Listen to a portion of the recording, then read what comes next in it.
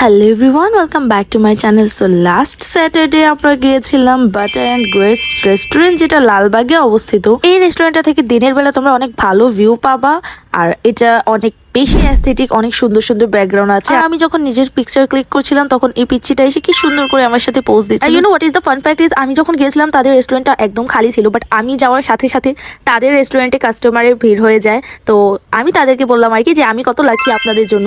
Anyway আমরা অনেকগুলো pictures click করলাম আর একসাথে ভিডিও নিলাম।